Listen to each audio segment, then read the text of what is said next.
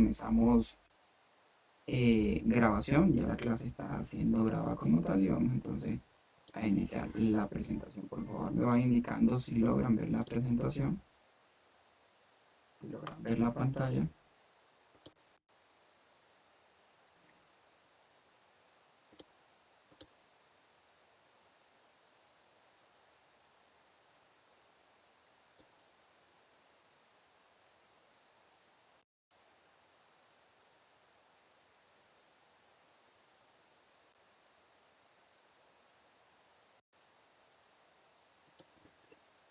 Ok, creo que entonces me indica por favor si ya se está viendo la pantalla.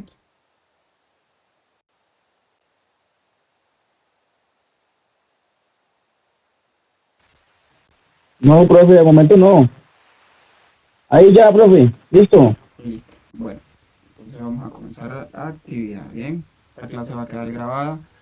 El día de hoy en la noche se va a estar subiendo actividad. Ok, por favor, todas las preguntas pueden hacerlas por el chat y vamos a tener un espacio para interactuar con ustedes. Ok. Entonces, señores, sumamente importante, anatomía y fisiología del cuerpo humano. ¿Sí? Siempre lo voy a dejar claro, siempre lo voy a tener que especificar, y es que nosotros no podemos iniciar una actividad de atención a un paciente, de atención y cuidado de un paciente en cualquiera de sus características, si no entendemos lo que es una anatomía y fisiología. Entonces, si nosotros como empresa desarrollamos una buena anatomía y fisiología en lo que es el tema de los primeros auxilios, la atención prehospitalaria es un nivel un poco más avanzado y es por eso de que le hemos hecho mucho énfasis a lo que es el tema de la anatomía y la fisiología. Comenzando, se compartió un manual que es el Anatomía y Fisiología de Dumier, un manual muy interesante, muy bacano.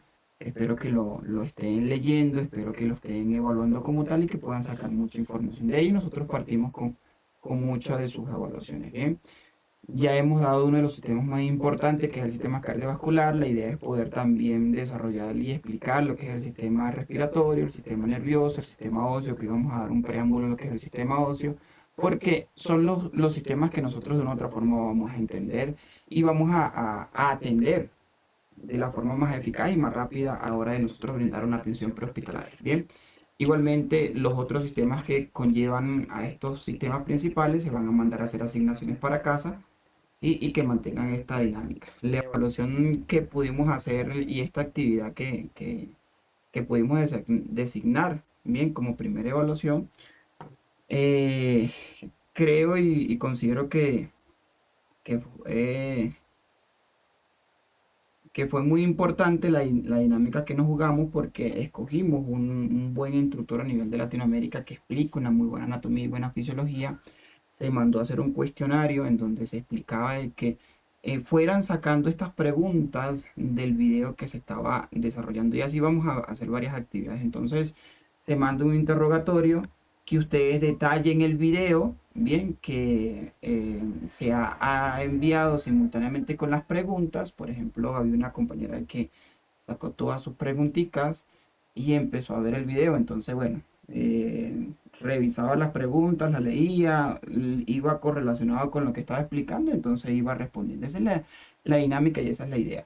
Nosotros hacemos esto porque le damos importancia a algunos puntos de toda la explicación que pueda desarrollar exponente y la grabación a la que se ha enviado. Bien, nosotros de una u otra forma tenemos que conocer mucho la anatomía y la fisiología, pero siempre van a haber tics y puntos importantes que más adelante lo vamos a denotar. Bien, como por ejemplo, es importante conocer qué es una arteria, qué es una vena, cuál es la función, quién lleva, quién trae, eso lo vamos a repasar igualmente ahorita. Es importante también conocer cuáles son las arterias que irrigan el corazón cuando tenemos un infarto al miocardio. Entonces ya entendemos por qué posiblemente se ha presentado este infarto como tal, cuáles son las arterias de mayor calibre en las que nosotros podemos tener el contacto, como la femoral, como la humeral, como la radial, como la carótida. Bien, que ahí también en esa evaluación se preguntaba cuál es la función, en este caso, de las válvulas, cómo se llaman las válvulas, porque nosotros cuando vamos a brindar un RCP cuando vamos a hacer un proceso de fibrilación o suministrar electricidad al corazón en las maniobras de resucitación, tenemos que saber a quién le vamos a dar corriente y por qué vamos a dar corriente. Bien, conocer cuáles son las capas del corazón, sumamente importante, conocer cuál es el movimiento cardíaco, cuáles son sus pulsaciones normales, cómo se llaman esos dos nódulos que son los que emiten la corriente y los que son dan la polarización y repolarización. Entonces, vean y vamos entendiendo esto, ¿sí? Vamos a tratar de cuando se le asignen las preguntas y se le asigne el tema de investigación, identifíquense con el tema. ¿Por qué será que me están mandando a investigar eso? ¿Qué de favorable puede traer esto para la atención prehospitalaria que yo voy a brindar? Bien, y ahí es donde empezamos a darle la importancia y empezamos a entender el porqué de cada cosa. ¿Sí? Entonces, sin perder más tiempo, comenzamos con lo que es la anatomía, un breve repaso de lo que ya se vio. Vamos a recalcar muchas interrogantes que se tienen y vamos a aprovechar también de aclararla bien. Entonces, importante cuando comenzamos de esa anatomía y fisiología, saber que el cuerpo humano tiene una posición anatómica.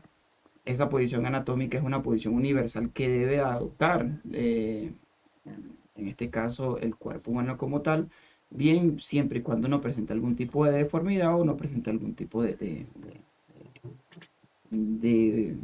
trauma o algún tipo de patología. Bien, entonces vean, estar de pie, estar cabeza erecta, inclinado, los ojos abiertos, mirando al frente y al mismo nivel, brazos extendidos al lado del cuerpo, entre otras que me va a dar una posición parecida a la que tengo aquí. Déjenme buscarme el marcador rapidito, el puntero. Aquí tenemos una posición anatómica, bien, donde siempre las palmas de las manos van a ir viendo hacia el frente, los piecitos deben de ir viendo hacia el frente, la cara debe ir viendo hacia el frente. ¿Para qué? Para empezar a trazar líneas imaginarias en ese cuerpo humano. Entonces recordar que nosotros vamos a trazar tres líneas imaginarias o entender que para yo dividir el cuerpo humano tengo que trazar líneas imaginarias. ¿Qué son las líneas imaginarias? Son líneas o cortes que van a hacer la división del cuerpo. Bien, siempre lo vamos a dividir en dos. Siempre va a ser una línea imaginaria que me va a dividir el cuerpo en dos. Y esto tiene un nombre como lo que pueden ver aquí. Entonces, por ejemplo, la primera línea imaginaria va a ser la línea transversal.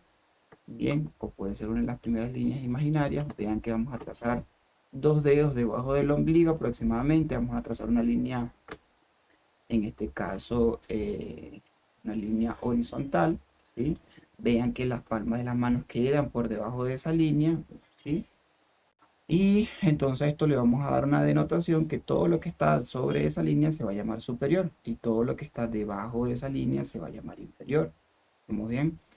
Este plano o corte se va a llamar plano o corte transversal. ¿Y qué me divide el cuerpo? En superior e inferior. Pero también entender que hay un concepto de que vamos a tener lados simétricos y lados asimétricos. Bien, entonces cuando hablamos de lados asimétricos, que es el caso de este plano topográfico, sí, plano transversal o corte transversal, cuando hablamos de asimétrico es que lo que está de sobre esa línea no se parece a lo que está debajo de esa línea. Lo superior no se parece a lo que está inferior. Entonces aquí podemos decir de que es un plano que me divide el cuerpo en lados asimétricos. Cuando hablamos de lado asimétrico es que no se parece. ¿Ok? Por favor, le pido, vamos.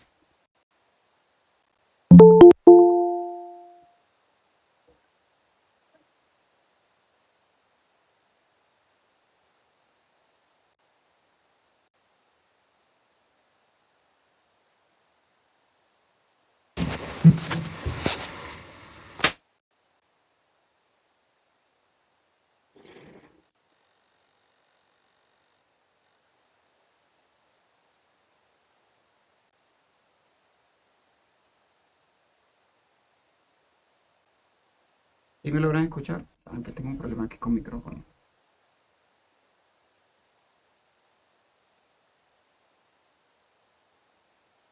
¿Me logran escuchar?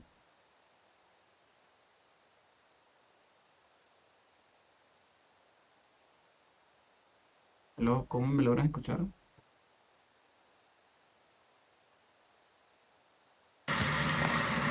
Escucha entrecortado. Bien, profe, bien.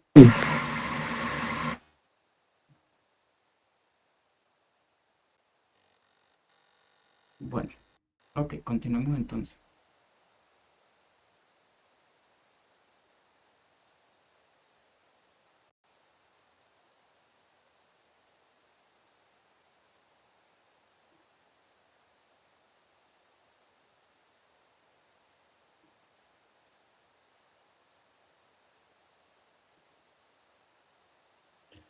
Entonces aquí tenemos, ya sé, creo que se arregló. Aquí tenemos entonces otro corte o plano que va a dividir el cuerpo en dos partes también. Bien, este se va a conocer también como plano frontal. Y cuando nosotros hablamos de un plano frontal, es una línea imaginaria que se va a trazar, en este caso vertical, bien, de arriba hacia abajo, de abajo hacia arriba, y me va a dividir el cuerpo en dos partes, atravesando lo que es la sien, ¿sí? O el hueso, huesos temporales como tal. En este caso va por el frente del pabellón de la oreja, ¿sí? Sigue por el hombro, recuerden de que las palmitas de las manos van viendo hacia el frente y llega lo más inferior posible, ¿sí? Entonces lo que está delante de esa línea se va a llamar anterior y lo que está detrás de esa línea se va a llamar posterior. Bien, entender entonces que el codo queda en la parte posterior, que los puntos mamilares queden en la parte anterior, que las rodillas queden en la parte anterior, que el talón quede en la parte posterior, los gemelos, el glúteo quede en la parte posterior, la nuca quede en la parte posterior y las piezas, en este caso estructuras de la cara, quedan en la parte anterior. ¿Cómo va a dividir este plano frontal? Lo va a dividir también en lados asimétricos, ¿sí? Entonces es otro corte o plano que divide el cuerpo humano. Entonces, ¿cómo se llama? Frontal. ¿Y cómo se llama este? Transversal. Transversal, una línea horizontal que divide el cuerpo en superior e inferior. Plano frontal que divide el cuerpo en anterior o posterior. Aquí también vamos a tener algunos sinónimos. Por ejemplo, anterior se va a conocer como anterior o ventral. Qué pena que estoy escribiendo con el ratoncito, pero más o menos para que lo tengan claro. Anterior o ventral y posterior o dorsal, ¿sí? Entonces, cuando digan, ¿no?, que encontramos al paciente de cúbito dorsal, el paciente estaba boca arriba. Conseguimos al paciente de cúbito ventral, estaba boca abajo como tal, ¿sí? Entonces, esos son los conceptos que nosotros vamos a manejar. Igualmente, entender otro concepto que tenemos que saber es que todo lo que está cerca de la cabeza va a ser cefálico y todo lo que está cerca de los pies va a ser caudal. ¿Sí? Todo lo que se proyecte a la cabeza va a ser cefálico y todo lo que se proyecte hacia los pies van a ser caudal. Bien, todo lo que está más lejos de esta línea media se va a conocer como distal y todo lo que está cerca de esa línea media, sí, se va a conocer como proximal. ¿Estamos bien? Sí, entonces todo lo que está lejos de esa línea media se va a conocer como distal y todo lo que está cerca de la línea media se va a conocer como proximal. ¿Vamos bien? Entonces vean, tenemos ventral, anterior o ventral, posterior o dorsal, cefálico, caudal, bien, proximal y distal.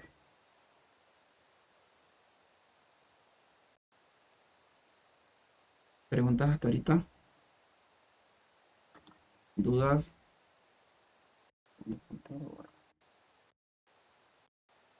¿No? ¿Vamos bien? Ok. Vamos bien, entonces continuamos.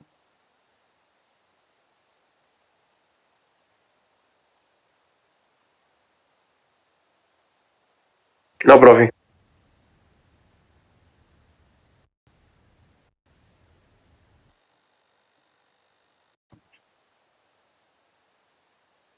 Aquí tenemos el tercer plano topográfico, en este caso un plano que se conoce como plano sagital, bien, o medial. Entonces una línea imaginaria que vamos a trazar en el cuerpo humano y que me lo va a dividir en dos. La línea imaginaria va a partir por el medio del hueso frontal, va a seguir por el tabique nasal, por su barbilla, por el centro del cuello, ¿sí? Atraviesa lo que es el esternón, el abdomen y me va a dividir el cuerpo en dos partes. Este es el único plano que me divide el cuerpo en lados simétricos, o sea que se parece, porque esa línea imaginaria me va a dividir lo que está del lado derecho y lo que está del lado izquierdo. ¿Cómo se llama? Plano sagital o medial. ¿Y cómo me divide el cuerpo en derecha e izquierda? Entonces lo que está hacia la derecha se parece a lo que está a la izquierda. O tiene mucha semejanza. Anatómicamente, si no hay ningún trauma, si no hay ninguna patología como tal, debería de parecerse lo que está de la derecha a lo que está en la izquierda externamente. ¿Sí? Entonces, vean, ¿cómo se llama este plano? Plano sagital. Entonces, vamos a encontrar tres planos topográficos que me van a dividir el cuerpo humano. Bien, lo repetimos.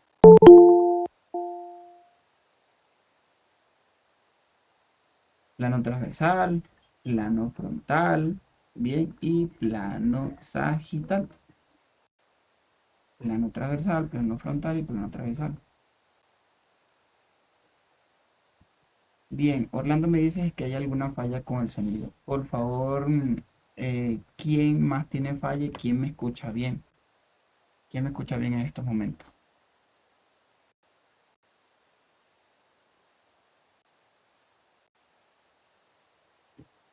Vamos a preguntar para ver. Juan, ¿cómo me escucha Juan?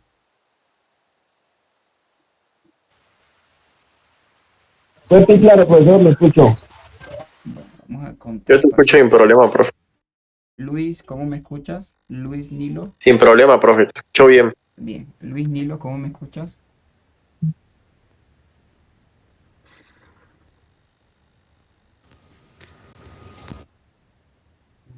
Mercedes, Manuel, ¿cómo me escuchan? Yo igual lo escucho entrecortado a veces. Yo Bien, lo escucho bien, profe, bien. Hay momentos nomás que se escucha entrecortado, pero es 7 de 10, como dijo el colega. bien. Manuel, ¿cómo me logras escuchar?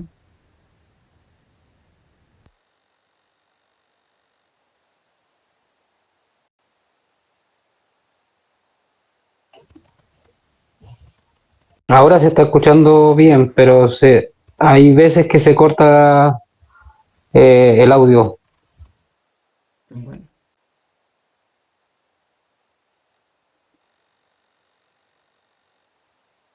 bueno, bueno, ya. Continuamos. ¿Sí? Hay veces que el problema es de ustedes de banda.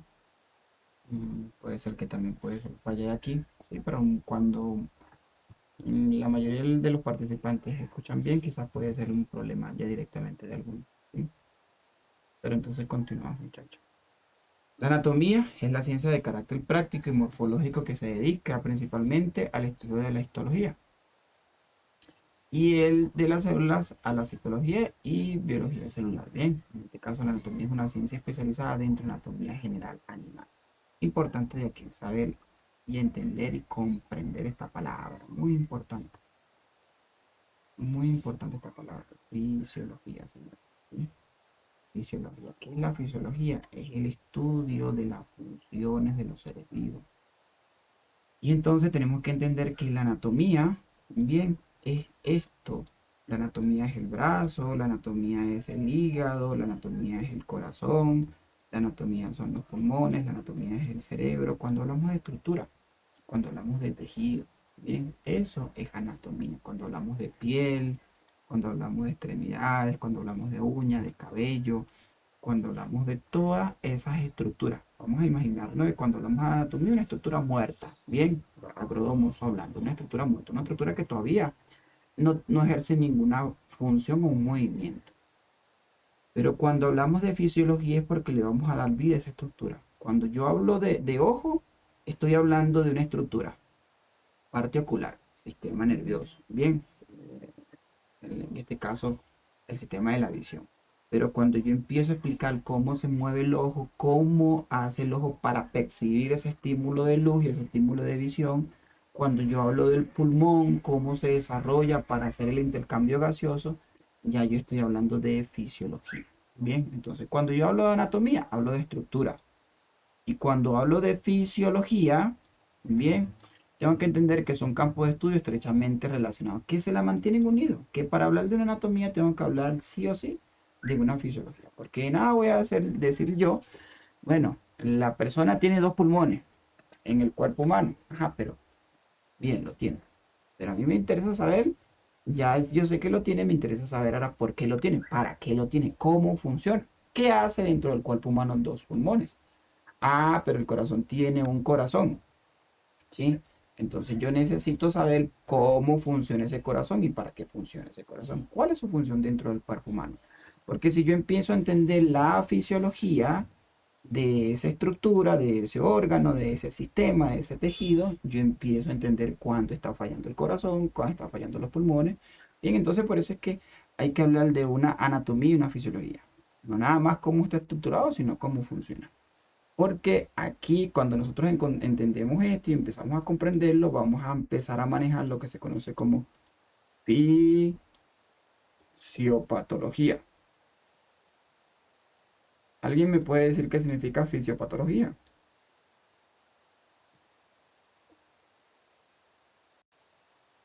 ¿Quién me puede decir qué significa fisiopatología?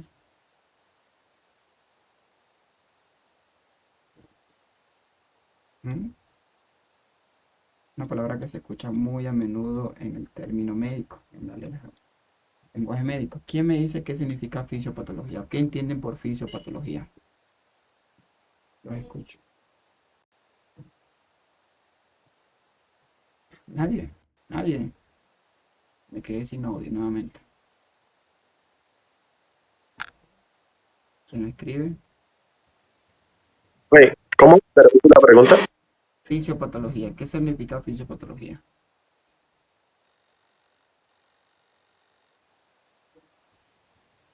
Fisiopatología entendería yo que es como el curso de la enfermedad, ¿no? O sea, ¿qué cambios a nivel de funcionamiento del órgano o del cuerpo hay cuando hay cierta enfermedad Ujú. o cierto problema, diría yo? Bien, entonces, para entender eso, para entender la fisiopatología, vamos a dividir la palabra en dos. Bien, y partiendo de esa palabra, si nosotros decimos fisiología es la ciencia que estudia el funcionamiento o las funciones de los seres vivos, entender que patología refiere a enfermedad. Bien, si ya sabemos que fisio es evolución, es funcionamiento y patología es enfermedad, entonces si yo digo fisiopatología, yo voy a entender la evolución, el desarrollo de esa enfermedad cuando voy a brindar una atención prehospitalaria. El paciente tiene una insuficiencia respiratoria, el paciente tiene una arritmia, el paciente tiene un shock hemorrágico, el paciente tiene un proceso de intoxicación, de alergia. Bien, yo tengo que empezar a entender esa fisiopatología. Bien, cómo está evolucionando y cómo se está desarrollando eso que yo voy a atender, eso que yo le voy a dar las atenciones prehospitalarias. Pero hoy repito, si yo no entiendo cómo funciona y cómo está estructurado, no puedo entender cuándo se esté desarrollando la fisiopatología, que es la evolución de la enfermedad. Bien, continuamos. Para nosotros darle claridad a lo que es el tema de anatomía y fisiología, tenemos que también hacerle énfasis en algo sumamente importante, sumamente importante. Y eso sumamente importante en el cuerpo humano es nuestra unidad, bien, estructural y funcional.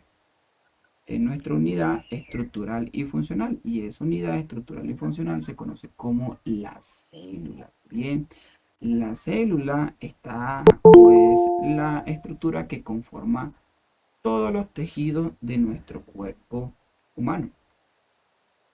Todos los tejidos de nuestro cuerpo humano. Bien, nuestros ojos están conformados por células, nuestra piel está conformada por células, nuestro pulmón está conformado por células, todos nuestros huesos, nuestros cabellos, ¿sí? Están conformados por células. Y se dice que es el componente básico de todos los seres vivos. El cuerpo humano está compuesto por billones, billones de células. En este caso, la brinda estructura del cuerpo, absorbe los nutrientes, los alimentos y convierte estos nutrientes en energía y realiza las funciones específicas. Bien. Entonces, esto es, en este caso, las células son los bloques estructurales básicos de los seres vivos. Todas las células se pueden clasificar en dos grupos, eucariotas y procariotas. ¿Cuáles son las células que conforman nuestro cuerpo humano? ¿Las eucariotas o las procariotas? ¿Quién nos puede decir?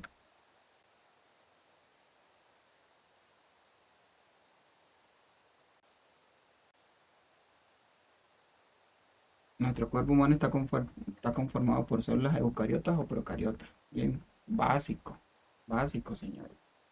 Todo es biología de secundaria. ¿Sí?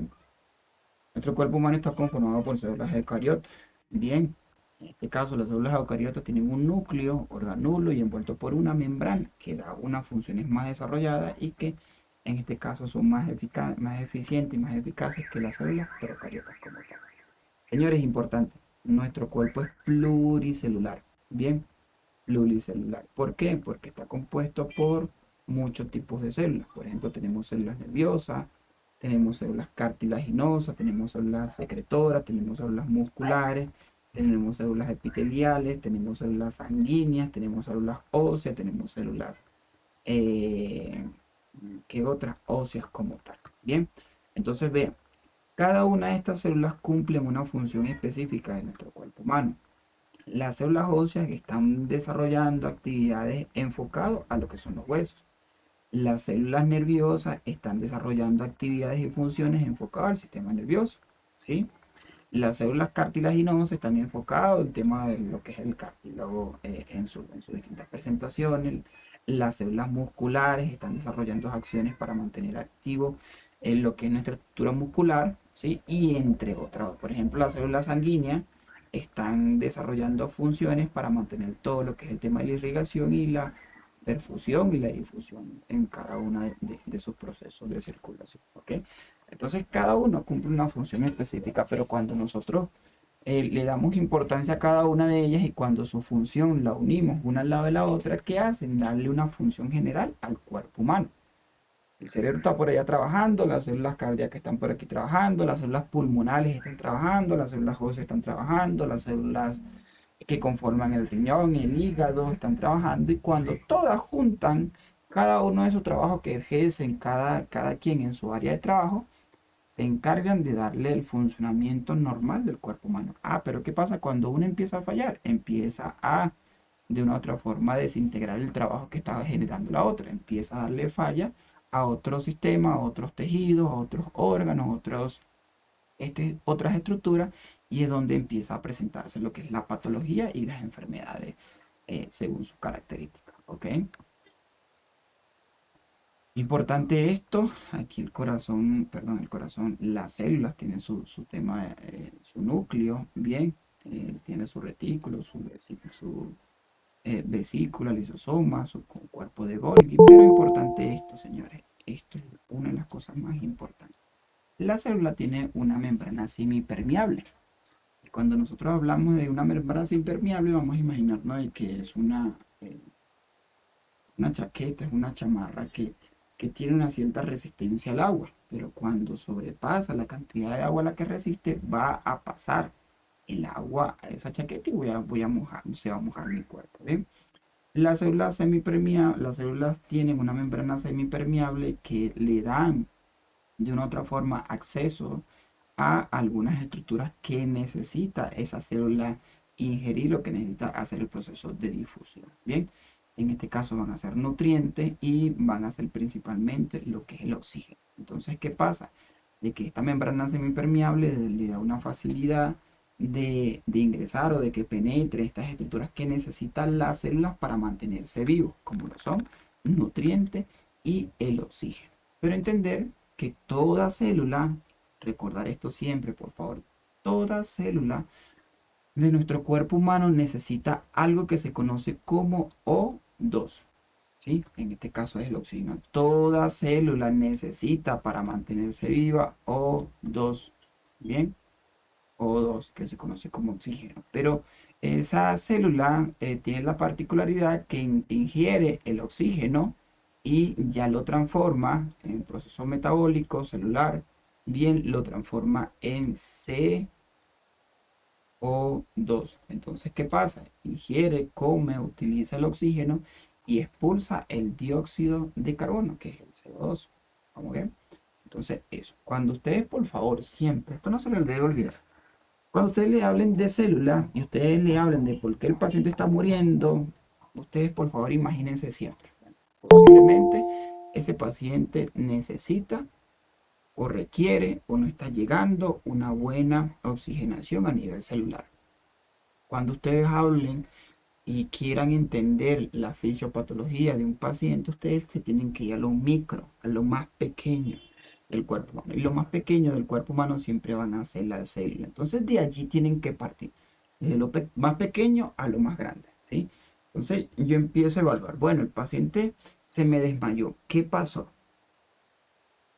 Uno de lo más pequeño a lo más grande. Si se me desmayó, el paciente bueno, entró en un proceso de síncope o de hipotimia, porque se pudo haber desmayado. Bueno, se pudo haber desmayado por una baja de nutrientes, por una anemia, se descompensó el paciente, bien, o posiblemente no está llegando oxígeno a la célula. Entonces yo voy a empezar a evaluar eso, desde lo más pequeño hasta lo más grande, ¿sí? Entonces, bueno, se me desmayó porque tiene una insuficiencia respiratoria, porque el paciente estaba cansado, viene de un trote, estaba corriendo y estaba ventilando, ¿sí? Y se me desmayó, no está llegando posiblemente buen oxígeno a nivel de esas células del sistema nervioso. El sistema nervioso colapsó, el sistema nervioso adormeció, el sistema nervioso trabajó a una función mínima y ¡pum! Se me desmayó el paciente. ¿Qué pasa? Es que tenemos que entender de que lo principal es revisar bien cómo va el proceso de oxigenación y el proceso de consumo de nutrientes de este paciente. El paciente no desayunó, no almorzó y fue a la carrera y se desmayó. El paciente tiene quizás la glicemia baja, el paciente quizás no ha consumido nutrientes, el paciente quizás no ha consumido líquido, o el paciente posiblemente no está teniendo un buen sistema respiratorio, no está teniendo un buen proceso de respiración como tal y el paciente se descompensó. ¿Por qué? Porque esas células no están recibiendo lo que normalmente acostumbra, una cierta cantidad de oxígeno, una expulsión correcta del CO2 y una cierta cantidad de nutrientes que lo vamos a tomar del medio ambiente, ¿sí? Continuamos. Vamos a ir anotando por aquí. Perfusión. Perfusión, respiración. Perfusión, respiración. Bien, ok. Entonces, teniendo claro esto, es necesario saber que las células conforman un tejido, el tejido conforma un órgano, ya sea riñón, hígado, páncreas, vaso, pulmones, cerebro, ojo, bien, X. En este caso, el órgano conforma un sistema respiratorio, sistema óseo, sistema cardiovascular, sistema linfático, sistema digestivo, sistema endocrino, X. Bien, y todos los sistemas van a conformar lo que es el cuerpo humano. Entonces, si la célula falla, falla el tejido. Si el tejido falla, empieza a fallar el órgano. Si el órgano falla, empieza a fallar un acúmulo de estructuras que van a conformar un sistema. Y si un sistema empieza a fallar, ese cuerpo humano va a empezar a fallar. ¿Bien? Recordar rapidito, por favor, vayan tomándole captura de esta información. Tenemos 6 cavidades en el cuerpo humano, generales, ¿sí? 6 cavidades generales. Y una de las evaluaciones que se va a asignar es qué hay en cada cavidad y dónde está situada. Entonces, a grosso modo, después que le tomen captura a esto, vamos, y esto lo pueden también ir compartiendo por el grupo, el capture de esta información. Bien, señores, tenemos 5 cavidades y esto es algo muy importante que me va a dividir una cavidad, ¿sí? Se conoce como diafragma.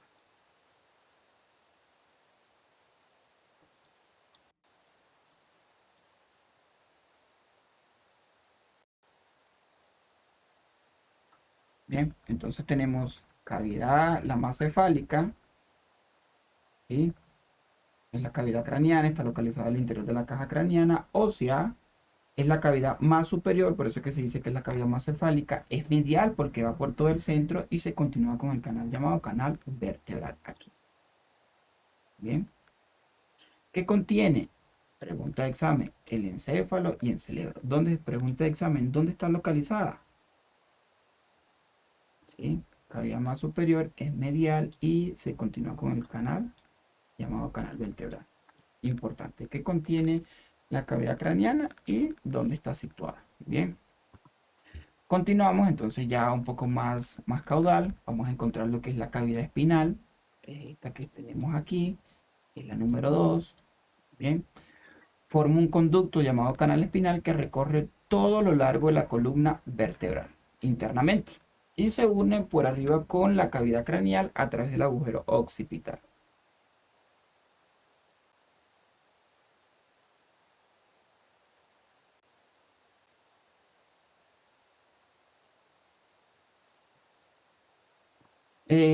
Internamente se une por arriba con la cavidad craneal a través del agujero occipital y llega hasta la región glútea.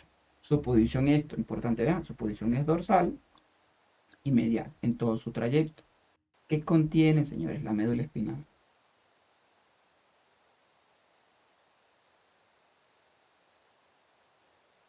Y le pueden tomar captura de esto para que ya lo tengan claro.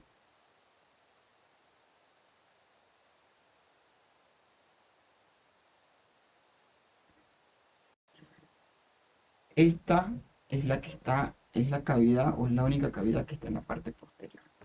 Bien. Continuamos. ¿Qué vamos a encontrar? La cavidad torácica. ¿Sí? Importante, señores. Cuando yo hablo de cavidad, hablo de algo hueco. Por ejemplo, de aquí.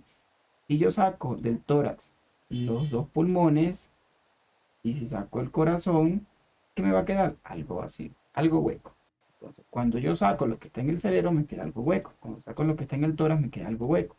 Cuando saco todo eso que está en el abdomen, me queda algo hueco. Cuando saco la médula espinal, me queda algo hueco. A eso nosotros lo vamos a denominar cavidad. Algo hueco en el cuerpo humano. En los brazos no tenemos cavidad. En las piernas no tenemos cavidad. Pero en la pelvis sí tenemos cavidad. Porque es una zona vacía que hay allí si nosotros sacamos esa estructura. La cavidad torácica está protegida por la caja torácica. Bien, esto es importante, vean. Cuando nosotros hablamos de caja torácica, estamos hablando de hueso. ¿Sí? Y aquí yo le empiezo a dar una importancia a lo que es los huesos, que más adelante lo vamos a conocer. Si los huesos están protegiendo esas estructuras que están allí internas, bien, la cavidad está protegida por la caja torácica, entonces quiere decir de que una de las funciones de los huesos va a ser la de protección. Pero esto vamos a explicarlo más adelante. Está localizado dentro del tórax. Es inferior, vean, la ubicación a la cavidad craneal y lateral y anterior a la cavidad vertebral. ¿Sí? Importante. Lateral y anterior. Anterior porque está al frente y lateral porque abarca todo. ¿Sí? Lateral porque abarca todo el espacio y anterior porque está en la parte del frente de lo que es la cavidad craneal, bien, y la cavidad espinal. Entonces podemos decir que la cavidad torácica está anterior o ventral. Bien, si estuviera en la parte posterior, fuera posterior o dorsal. Ocupa todo el tórax y está formado a su vez por 3 cavidades, 2 pulmonales y una cavidad cardíaca. Bien, importante. Continuamos. Importante aquí. Bien, importante. Ya entonces tenemos más caudal inferior a lo que es la cavidad torácica, anterior o ventral a la cavidad espinal, vamos a encontrar lo que es la cavidad abdominal. La cavidad más grande que vamos a encontrar en nuestro cuerpo humano. Es una de las cavidades que no tiene protección ósea. Simplemente en la parte posterior vamos a encontrar la columna vertebral, pero tampoco va a generar una protección de gran magnitud.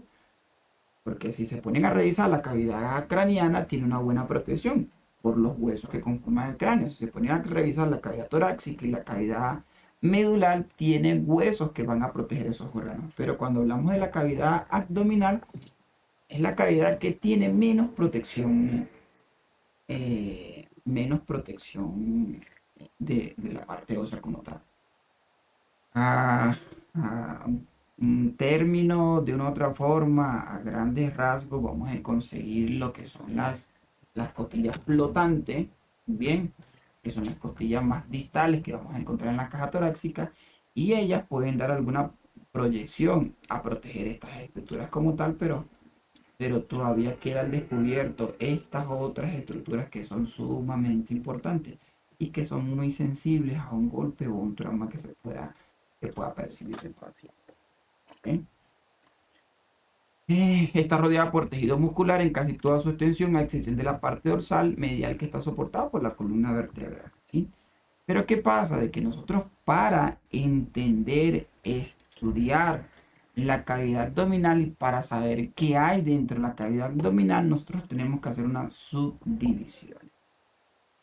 Y esas subdivisiones me va a dividir la cavidad abdominal en cuadrantes. Cuadrantes. Bien. Cuadrantes. Bien. Y vamos a encontrar 3 cuadrantes superiores, 3 cuadrantes intermedios y 3 cuadrantes inferiores. Bien, señores, ¿por qué dividimos la cavidad abdominal de esta forma? Y ya lo voy a explicar cómo se divide.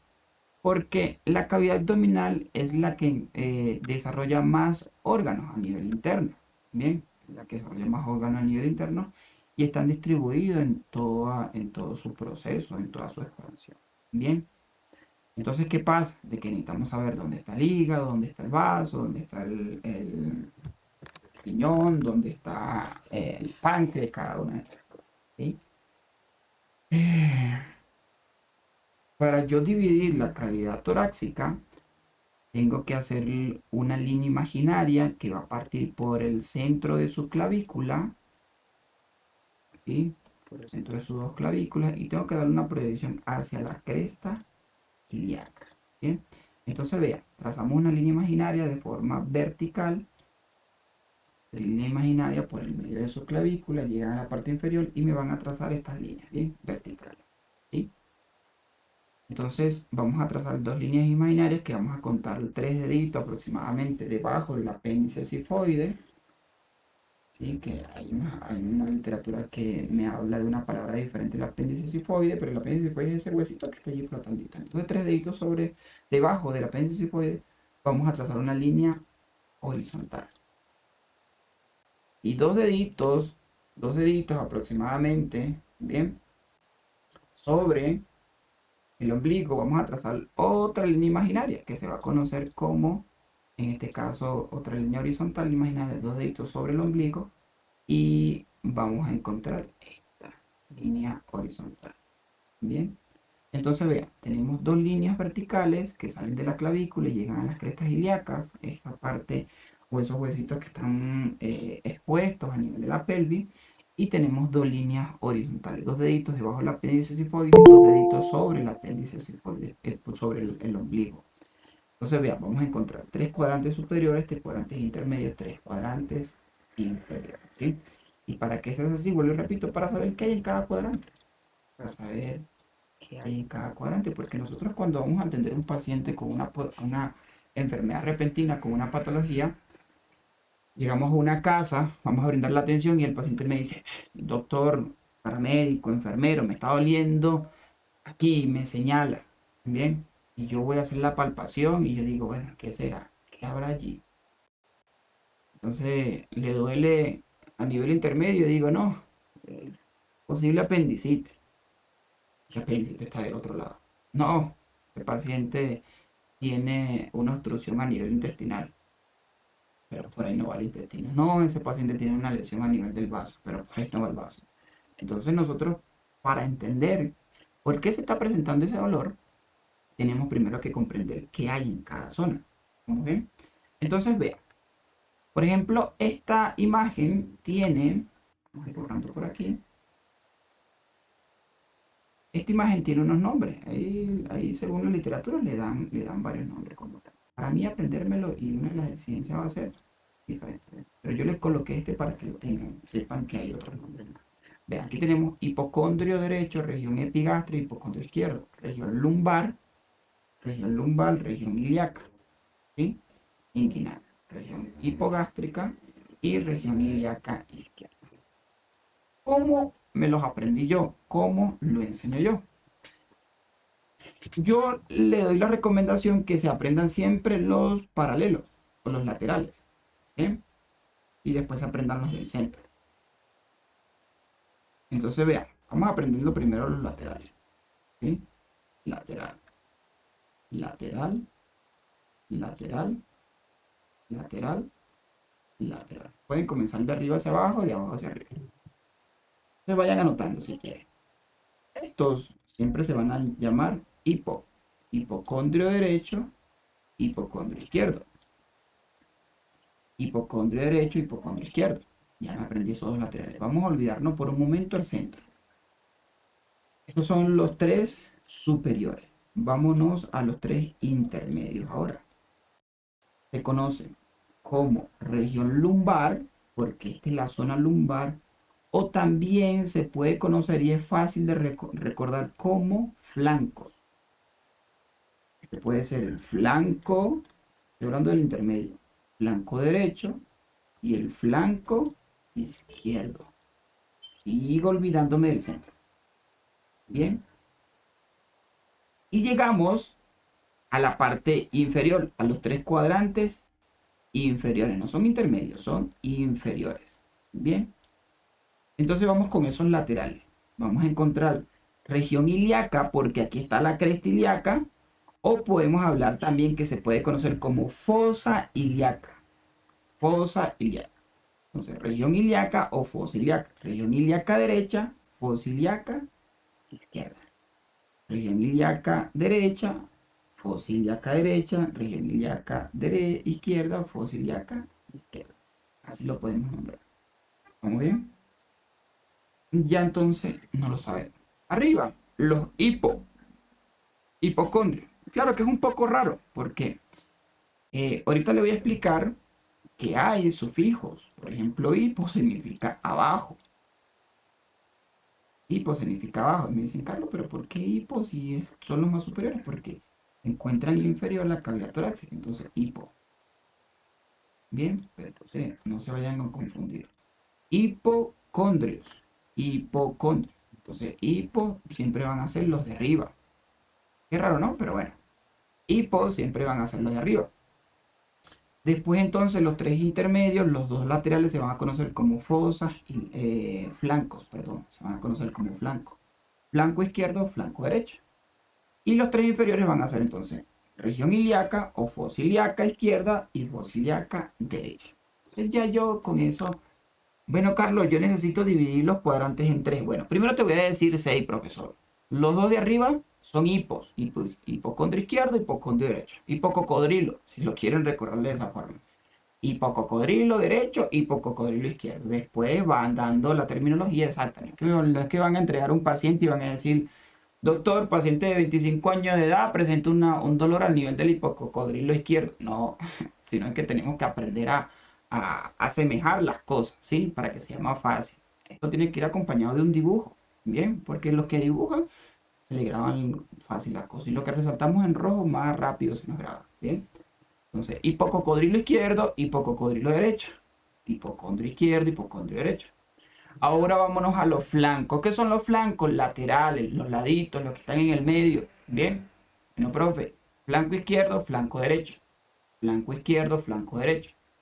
Ahora vámonos a los últimos, los dos que están abajo. Bueno, si allá abajo se llama ilíaca, vamos a decirle región ilíaca o vamos a entender de que la pelvis es una fosa. Entonces vamos a decir fosa ilíaca. ¿Sí? Fosa ilíaca izquierda, fosa ilíaca derecha. Pero no le quiero decir fosa ilíaca, vamos a decir que es una región específica del abdomen. Región ilíaca izquierda, región ilíaca derecha. Ahora sí, profe, vamos a hablarle de los tres cuadrantes del intermedio. Y para hablarle de los tres cuadrantes intermedios, vamos a tener varios nombres. Por ejemplo, aquí lo divide en región. Cuando nosotros hablamos de ese sufijo epi, quiere decir arriba. Quiere decir arriba. Epi significa arriba. Igual que hiper. Pero hiper se utiliza en otras palabras. Bien. Como variante. Bien. Hipertensión es una variante. Epi, de ubicación, de estructura, de anatomía. Bien. Epi. Entonces, región epigástrica. Es una región, es una zona. Bien. Hablamos de epi porque está arriba, o lo más arriba que tenemos, y gástrica porque es la zona gástrica. ¿Sí? Hablamos de región umbilical porque ahí es donde vamos a encontrar el ombligo y esas estructuras cercanas a esta estructura. Y también hablamos de región hipogástrica. Y cuando hablamos de hipo, es referencial abajo, ¿sí? Hacia abajo. Entonces, hipogástrica, en este caso, epi, bien, y región umbilical. Entonces tenemos los tres intermedios, bien. También podemos, en vez de región umbilical, también podemos encontrar en algunas literatura lo que es el mesogastrio, ¿sí? Epigastrio, mesogastrio e hipogastrio, ¿sí? Entonces eliminan la región, dicen meso a mitad, epigastrio arriba, mesogastrio e hipogastrio. Así nosotros nos vamos a aprender los 9 cuadrantes. Vea que es sencillo. ¿Alguna pregunta, alguna duda hasta ahorita? ¿Preguntas, dudas? ¿Sí? ¿No? Investigar y estudiar, por favor. Anotar. Investigar y estudiar qué hay en cada cuadrante. Investigar y estudiar qué hay en cada cuadrante. Porque ustedes van a ver una clase que se conoce como anagnesia. Bien. Y esto va enfocado a la que es la anagnesia abdominal. Nosotros vamos a aprender a evaluar el abdomen, ¿sí? Por algunas patologías, porque una de las lesiones más frecuentes en las enfermedades repentinas a nivel del hogar, que ya no, que no es trauma, sino es una enfermedad repentina, son dolores abdominales, dolores agudos abdominales. Entonces muchas veces yo llego y no sé identificar correctamente. Puede ser alguna falla o alguna interacción en lo que es el intestino grueso, el intestino delgado, alguna lesión a nivel de alguna patología enfocada en lo que es el hígado, los riñones, lo que es el vaso. Entonces yo necesito saber dónde está doliendo, ¿sí? Hay una palabra que se conoce como irradiar, irradiar. Vayan anotando, muchachos, porque yo como instructor voy escribiendo y cuando empiezo a revisar, bueno, todo eso lo voy metiendo en la evaluación. Y es, profe, pero es que cómo, que aquello, no. Aquí vamos así, como dice un dicho por ahí, como la iguana, cayendo y corriendo. Entonces, cuando nosotros hablamos de irradiar, es que se distribuye. Por ejemplo, yo encuentro un paciente que me tiene un dolor en la región lumbar derecha o en el flanco derecho, fuerte dolor. Pero ese dolor se está irradiando a la región umbilical, ¿bien? O al mesogastrio. Entonces tiene un dolor, en este caso, a nivel del flanco, pero se está proyectando, ese dolor se está irradiando a nivel de la región umbilical, ¿bien? Pero ese dolor también se está visualizando, se está sintiendo a nivel de la región hipogástrica como tal. Yo le pregunto, empiezo a hacerle la anamnesia al paciente, empiezo a hacerle la evaluación, empiezo a preguntarle, señor, ¿qué edad tiene usted? Yo tengo 49 años. Bien, ¿usted sufre de dolores abdominales frecuentes? No, primera vez. ¿Tiene alguna patología de base? ¿Es hipertenso? Empiezo a sacarle su conversación. Y nada me arroja el por qué el dolor. Wow. Y no es riñón porque los riñones están en otra zona. No es hígado porque el hígado, si me estudié los cuadrantes, está en otra zona. ¿Y usted sufre de problemas para evacuar? ¿Usted es estítico? Hoy sí, yo tengo problemas de ir a evacuar, voy a evacuar cada 3 o 4 días. Ya. ¿Y anoche qué comió? No, yo me tiré una frijolada. Y me fui a comer comida mexicana y me llevaron a comer taquitos, me llevaron a comer, bueno, se me olvidaron los nombres de esa comida mexicana, pero tenía frijol, ¿eh? Y comí mucho jalapeño y todo el cuento. Y en la mañana, bueno, en la mañana mi esposa me hizo un recalentado y todo el cuento y no ha ido al baño. Entonces, ¿qué pasa? Que posiblemente el paciente ya con su problema de no frecuentar lo que es el baño, de no hacer su desarrollo de materia fecal, la expulsión de materia fecal se fue acumulando y cuando se enfrentó a esa frijolada, esa comida mexicana como tal, ¿bien? Esto le desarrolló un colapso a nivel del intestino grueso, no ha defecado y esto es lo que está produciendo. Pero entonces si pueden ver, vean, en todo esto,